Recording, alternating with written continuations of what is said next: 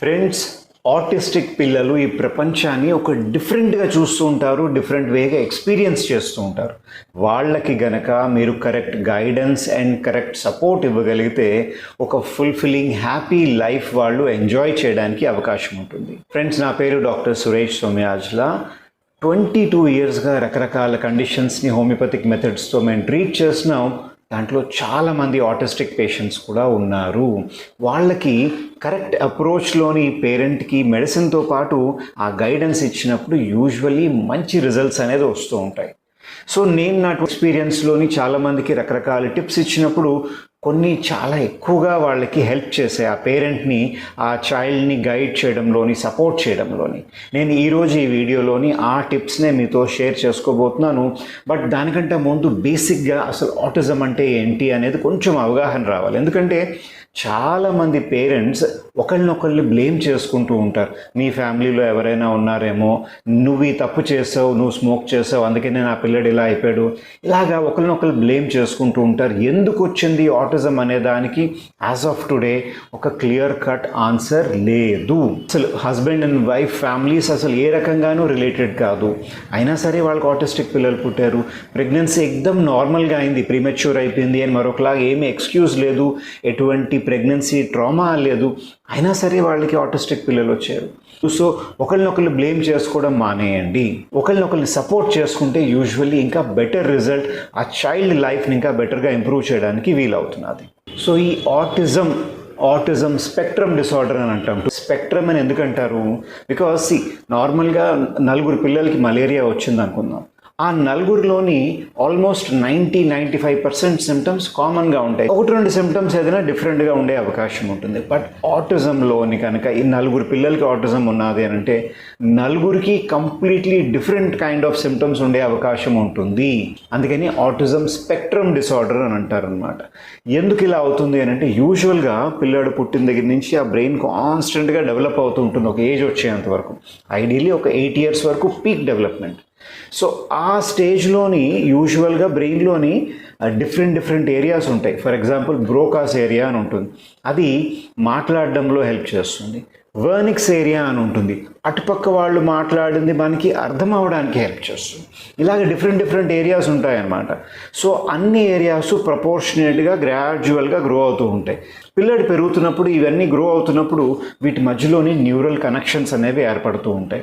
ఈ connections autistic పిల్లల్లోని కరెక్ట్గా ఏర్పడటం లేదు. అండ్ ఈ డెవలప్మెంట్ కూడా అన్నీ ఒకలాగా అవ్వట్లేదు. సిమ్టమ్స్ కనుక మీరు ఎవరైనా మీ పిల్లల్లో అబ్జర్వ్ చేస్తున్నారు అని అంటే వెంటనే మీ డాక్టర్ దగ్గరికి పట్టుకెళ్ళండి. మేబీ వాళ్ళకి ఆటిజం ఉన్నది. సో ఎర్లీగా డయాగ్నోస్ చేసి ఎర్లీగా వాళ్ళకి గైడెన్స్ ఇస్తే ఆ పిల్లడి యొక్క లైఫ్ చాలా కంఫర్టబుల్గా ఉంటుంది. ఏంటి ఆ లక్షణాలు? జనరల్గా స్పీచ్ అనేది డిలే అవుతూ ఉంటుంది, లేదా జనరల్గా 1.5-2 ఇయర్స్ వచ్చినప్పటికల్లా కొంచెం మమ్మీ, అమ్మ, నాన్న ఇలాంటి వర్డ్స్ అన్నమాట, 1 వర్డ్ మాటలు అనేది స్టార్ట్ చేసేస్తూ ఉంటారు. 2.5 ఇయర్స్ దాకా జనరల్గా కొంచెం వెయిట్ చేయొచ్చు. అప్పటికీ కూడా రావట్లేదు, కొంచెం అబ్జర్వ్ చేయవలసిన అవసరం. మీరు ఆ పిల్లడిని పిలిచినప్పుడు పలకటం లేదు, ఆ పిల్లాడు మీతో మాట్లాడుతున్నప్పుడు, మీరు ఆ అబ్బాయితో మాట్లాడుతున్నప్పుడు మీ మొహం పక్క, మరీ స్పెసిఫిక్గా అట్లీస్ట్ మీ కళ్ళ పక్క కూడా చూడటం లేదు. ఒంటరిగా ఉండడానికి ఇష్టపడుతున్నారంటే తన ఏజ్ పిల్లలు ఇంకా ఉన్నా సరే వాళ్ళతో మిక్స్ అవ్వడం కంటే ఒంటరిగా ఉండడానికి ఇష్టపడుతూ ఉంటాడు. మాటల్లోని కొందరికి మాటలు వస్తాయి, కానీ రిపిటేటివ్గా ఒకే మాటని 10 సార్లు రిపీట్ చేస్తుంటారు. నా దగ్గర కొందరు పిల్లలు వస్తారనమాట. ఒక అబ్బాయికి బాక్స్ అంటే ఇష్టం. ఇక్కడికి వచ్చిన అమ్మా బాక్స్, అమ్మా బాక్స్, అమ్మా బాక్స్, అదే రిపిటేషన్ అనమాట. ఒక 100 టైమ్స్ అంటాడు 10 మినిట్స్లో. ఆ బ్రెయిన్లోని ఒక లూప్లా కంటిన్యూస్గా వెళ్తూ ఉంటుంది, అబ్సెస్డ్ అనమాట ఆ విషయంలోని. ఆటిస్టిక్ పిల్లలు జనరల్గా ఒక రొటీన్ నుంచి కట్ చేసి కొత్తదనాన్ని ఇష్టపడట్లేదు. అంటే వాళ్ళకి రోజు పడుకునేటప్పుడు ఒక రెడ్ కలర్ టాయ్ వాళ్ళ దగ్గర ఉండాలి అని అంటే ఆ రెడ్ కలర్ టాయ్ ఉండాలి. అది తీసేశారంటే వాళ్ళు ఇంకా ప్యానిక్ అయిపోతారు, అన్కంఫర్టబుల్ అయిపోయి గోల చేసేస్తూ ఉంటారు. యాక్షన్స్లో కూడా చాలా రిపిటేషన్స్ ఉంటాయి అన్నమాట. హ్యాండ్ ఫ్లాపింగ్ లాంటివి, లేదు అని అంటే రాకింగ్ అనమాట, ఇలా ఊగుతూ ఉంటారు. ఆపమని మీరు అరిచినా సరే వాళ్ళు వినిపించుకోరు, they will not stop. And at the same time వాళ్ళు కొన్ని పనులు చేస్తున్నారంటే పక్కన బాంబు పేలినా సరే వాళ్ళు దాన్ని పట్టించుకోరు అనమాట. లెటర్స్ ఒక బొమ్మతో ఆడుతున్నాడు అనమాట, ఆ బొమ్మతో కంటిన్యూస్గా ఆడుతూనే ఉంటాడు. పక్కన మీరు పిలుస్తున్నారా, భోజనం పెట్టారా, ఇంకోటి ఏదైనా జరిగిందా, మీరు పడిపోయారా, సంబంధం లేదు. అంత హైపర్ ఫోకస్ అని అంటారు అనమాట. అండ్ దీంతో పాటు చాలా ఫ్రీక్వెంట్గా చూసేది సెన్సరీ హైపర్ సెన్సిటివిటీ అనమాట. అంటే కొంచెం బ్రైట్ లైట్ వచ్చినా, జిగ్ బిగ్ లైట్లు వచ్చినా వీళ్ళు హైపర్ అయిపోతూ ఉంటారు.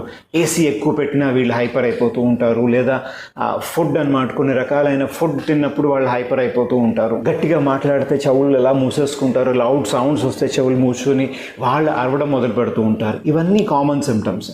ఇలాంటివి ఏమైనా మీకు కనబడితే ప్లీజ్ మీ ఇంటి దగ్గర ఉండే మీ ఫ్యామిలీ డాక్టర్ దగ్గరికి పట్టుకెళ్ళండి. బికాస్ చాలామంది గ్రాండ్ పేరెంట్స్ జనరల్లీ మిస్గైడ్ చేస్తూ ఉంటారు పేరెంట్స్ని.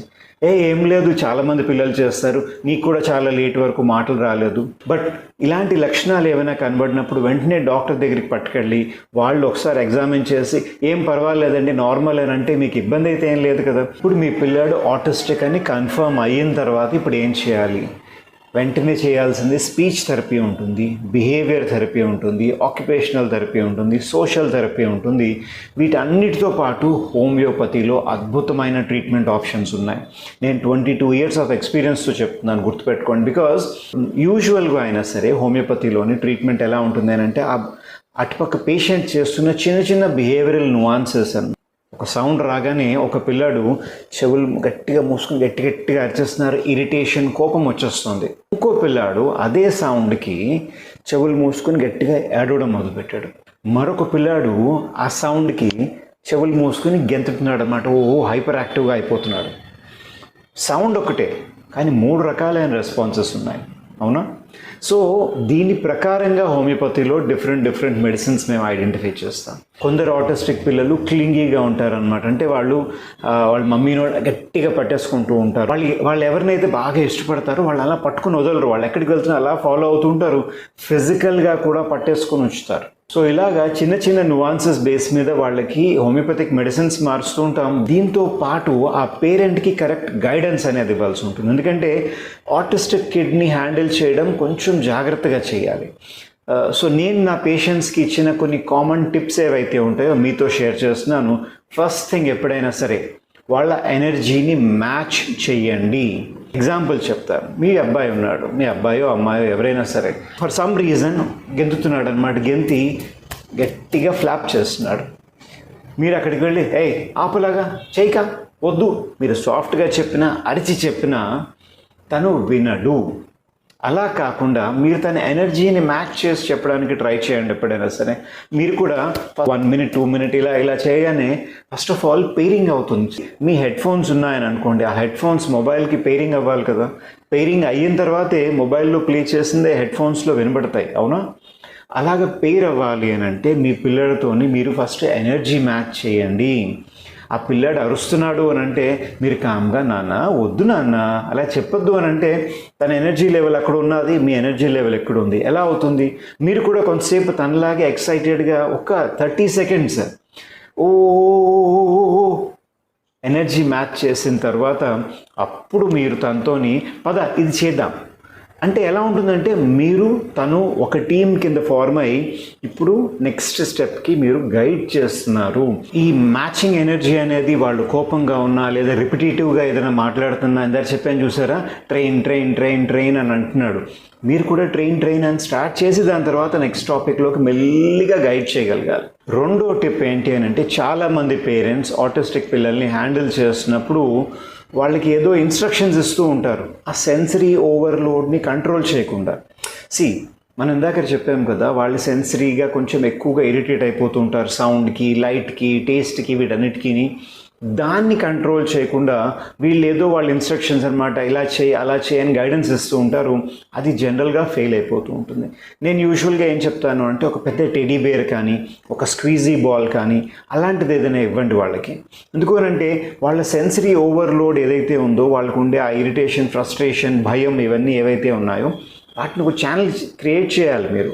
సో ఒక టెడ్డీ బేర్ ఇచ్చినప్పుడు గట్టిగా పట్టుకుని వాళ్ళు ఇలా హక్ చేసుకున్నప్పుడు ఎక్కడో ఒక దగ్గర ఆ ప్రెషర్ వల్ల వాళ్ళకు ఉండే ఆ సెన్సరీ ఇరిటేషన్ అనేది అవుట్లెట్ అనేది వస్తుంది. లేదు కొంతసేపు వాళ్ళని జంప్ చేయనివ్వండి, లేదా మీరు దాన్ని దగ్గరగా తీసుకుని ఒకసారి గట్టిగా హగ్ ఇవ్వండి, వామ్గా అనమాట. జస్ట్ ఏదో ఇలా టచ్ చేయడం అనేది కాదు. అలా చేసినప్పుడు యూజువల్లీ వాళ్ళు ఇంకొంచెం ప్రొటెక్టెడ్గా ఫీల్ అవుతారు, కామ్ అవుతారు. అండ్ ఇది చేస్తున్నప్పుడు మీరు మాట్లాడక్కర్లేదు, సైలెంట్గా ఉండి చెయ్యొచ్చు. సరౌండింగ్లో పాటలు, మ్యూజిక్లు అవన్నీ పెట్టద్దు. వీలైనంత వరకు ఆటిస్టిక్ కిడ్ ఉన్నప్పుడు కొంచెం ఇంట్లో సైలెన్స్ మెయింటైన్ చేయండి. కంటిన్యూస్గా టీవీ రన్ అవుతున్నది, ఎవరో ఒకరు ఏదో వాగుతున్నారు, అలాగే పెద్దవాళ్ళు ఎస్పెషల్లీ ఉంటే వాళ్ళకి ఇన్స్ట్రక్షన్స్ ఇవ్వాలి. ఇలా చేసినప్పుడు మీరు ఒక మాట కూడా మాట్లాడకుండా ఆ సెన్సరీ ఓవర్లోడ్ని కొంచెం అవుట్లెట్ క్రియేట్ చేయగానే యూజువల్లీ వాళ్ళు హ్యాపీ ఫీల్ అవుతుంటారు. అందుకనే వాళ్ళకి ఒక చిన్న స్క్వీజీ బాల్ కానివ్వండి, ఒక టెడ్డీ బేర్ లాంటిది కొనిచ్చినప్పుడు అది వాళ్ళ ఫేవరెట్ టాయ్ అయిపోతుంది. మూడో టిప్ అండి, చాలామంది ఆటిస్టిక్ పిల్లలకి చేంజ్ అని అంటే అన్కంఫర్టబుల్ అయిపోతారు. అంటే వాళ్ళు ఏ పని చేయాలి, ఫర్ ఎగ్జాంపుల్ స్నానం చేద్దాం అని అంటే చాలామంది పిల్లలకి ఇబ్బందిగా ఉంటుంది. వాళ్ళకి స్నానం చేయడం అంటే ఇబ్బంది కాదు, వాళ్ళు చేస్తున్న పని ఆపేసి స్నానంలోకి వెళ్ళడం అనేది ఎక్కడో ఒక దగ్గర ఆ ట్రాన్సిషన్ దగ్గర ఇబ్బంది పడుతూ ఉంటారు. సో దానికి ఎర్లీ ఏజ్ నుంచి మీరు కొంచెం ట్రైనప్ చేస్తే యూజువల్గా కంఫర్టబుల్గా ఉంటుంది. అంటే వాళ్ళకి కొంచెం మీరు భరోసా ఇవ్వాలన్నమాట, ధైర్యం ఇవ్వాలి వాళ్ళకి. అందుకని జనరల్గా ఏం చేస్తాం, స్టార్టింగ్ నుంచి లెటర్సే ఒక బాల్ ఏదైనా సరే వాళ్ళకి ఇచ్చి ఇది పట్టుకుని అలా మెల్లిగా బాత్రూంలోకి వెళ్ళి అప్పుడు మనం స్నానం చేద్దాం. ఇలాగా ప్రతిసారి స్నానం చేస్తున్నప్పుడు ఇదే బాల్ ఉండాలి. అప్పుడు ఏంటవుతుంది, స్లోగా ఇది వాళ్ళకి కాన్స్టెంట్ అయిపోతుంది. అంటే వాళ్ళు ఈ మూమెంట్ నుంచి స్నానంకి వెళ్ళడం అనేది ప్రాసెస్లోని ఇది ఒక కాన్స్టెంట్ అయిపోతుంది. ఇది వాళ్ళకి కంఫర్టింగ్గా ఉంటుంది. సో ఇది పట్టుకొని స్నానం చేస్తారు, చేయనివ్వండి. లేదు వాళ్ళు స్కూల్కి వెళ్తున్నప్పుడు మరొక ఆబ్జెక్ట్ ఏదైనా పెట్టండి, కదా మనం స్కూల్కి వెళ్తున్నప్పుడు దీన్ని కూడా తీసుకెళ్దాం, ఇది నీ చేతిలో పట్టుకో. స్టార్టింగ్లో ఒక రోజు మీరు చెప్తే అయిపోదు, గ్రాడ్యువల్గా అనమాట. అంటే ఈ ట్రాన్సిషన్లో అడ్జస్ట్ అవ్వడానికి వాళ్ళకి ఆ అడ్జస్ట్మెంట్కి అండ్ ఇది వాళ్ళకి చూడగానే ఓహో ఇంకా నేను స్కూల్కి వెళ్ళాలి అని ఒక నాన్ వెర్బల్ కమ్యూనికేషన్ కూడా అవుతుంది మైండ్లో ఎక్కడో ఒక దగ్గర. ఎస్ ఇంకా నేను నెక్స్ట్ యాక్టివిటీ నేను ఇది పట్టుకుని నేను స్కూల్కే వెళ్ళాలి, ఆ క్లారిటీ అనేది వస్తుంది. నెక్స్ట్ టిప్ అండి, ఆటిస్టిక్ పిల్లలకి మీరు చిన్న చిన్న డెసిషన్స్ తీసుకోవడానికి micro choices and micro options అనేది ఇవ్వండి. వాళ్ళకి వాళ్ళ మీద కాన్ఫిడెన్స్ రావాలి అండ్ ఈ పని నేను డిసైడ్ చేసుకున్న పని అనేది వాళ్ళకి తెలియాలి. ఫర్ ఎగ్జాంపుల్ బయటికి వెళ్ళాలి, వాకింగ్కి వెళ్ళాలి, వాళ్ళు చేస్తున్న పని ఆపి ఇంకో దగ్గరికి వెళ్ళాలి, వాళ్ళకి చెప్పొచ్చు అనమాట. ఇప్పుడు మనం వాకింగ్కి వెళ్దాం, చెప్పులు వేసుకుంటావా షూస్ వేసుకుంటావా? సో ఆ రెండే పెట్టండి, అలాగే 4-5 ఆప్షన్స్ పెట్టద్దు. అప్పుడు ఆ రెండిట్లోని వాళ్ళు ఏదైనా ఒకటి సెలెక్ట్ చేసుకున్నప్పుడు అది వేసుకొని మీతో వాకింగ్ రావడానికి చాలా హై ఛాన్సెస్. ఎందుకంటే ఆ వేసుకోవాలనే డెసిషన్ వాళ్ళది కాబట్టి. లేదు ఫుడ్ తినడంలో వాళ్ళు కొంచెం పేచీ పెడుతున్నారు అని అనుకుంటే యూజువల్గా నేను చెప్పేది ఒక బ్లూ కప్ తీసుకోండి, ఒక రెడ్ కప్ తీసుకోండి. నీకు బ్లూ కప్లో పాలు కావాలా రెడ్ కప్లో పాలు కావాలా అని అడగండి. బ్లూ కప్ అన్నారనుకోండి, ఆ బ్లూ కప్లోనే పాలు వేసి ఇవ్వండి. రేపొద్దున రెడ్ అని అడిగితే దాంట్లో వేసి ఇవ్వండి. అలా చేసినప్పుడు ఏంటవుతుంది వాళ్ళకి అంటే వాళ్ళ నోట్తోనే చెప్పాలని కాదు, అది చూపించిన ఐడెంటిఫై చేసిన దాన్ని మీరు రెస్పెక్ట్ చేయండి.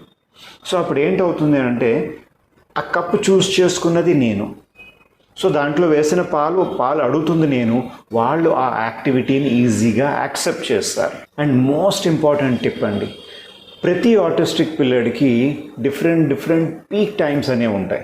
అంటే ఆ టైంలోని వాళ్ళు మంచి బిహేవియర్లో ఉంటారు, అంతలాగా ఇరిటేట్ అవ్వకుండా ఉంటారు, మీరు చెప్పింది కొంచెం బెటర్గా వింటూ ఉంటారు.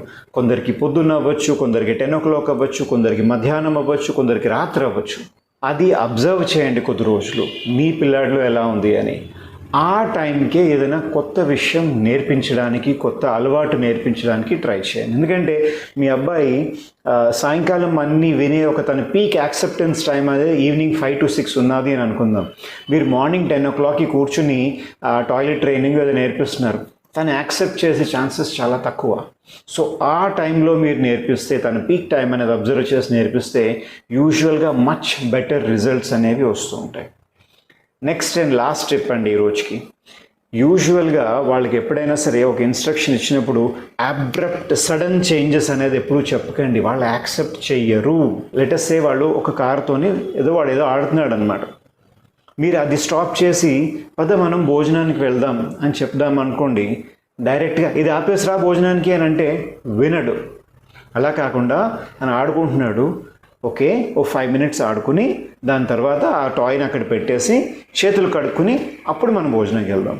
సో అదే యాక్టివిటీ కానీ దాన్ని మీరు స్మాల్ బిట్స్ కింద కన్వర్ట్ చేసి స్టేజెస్ కింద కన్వర్ట్ చేసి చెప్పారు. యూజువల్గా ఇలా చేసినప్పుడు వాళ్ళ యాక్సెప్టెన్స్ ఎక్కువగా ఉంటున్నది. పేరెంట్స్ ఇవి కొన్ని టిప్స్ ఆటిస్టిక్ పిల్లల్ని ఇంకొంచెం బెటర్గా గైడ్ చేయడానికి, వాళ్ళ లైఫ్ని కంఫర్టబుల్ చేయడానికి మేము వాడేది కామన్గా మా క్లినిక్లో వచ్చే పేషెంట్స్కి. కానీ ఈ టిప్స్ మీ ఇంట్లో పిల్లడికి యాక్సెప్ట్ అవుతుందా లేదా అనేది వాడి ట్రై చేసి చూస్తే కానీ తెలియదు. అది కూడా ఒక్కసారి ట్రై చేస్తే వెంటనే వాళ్ళు యాక్సెప్ట్ చేయరు.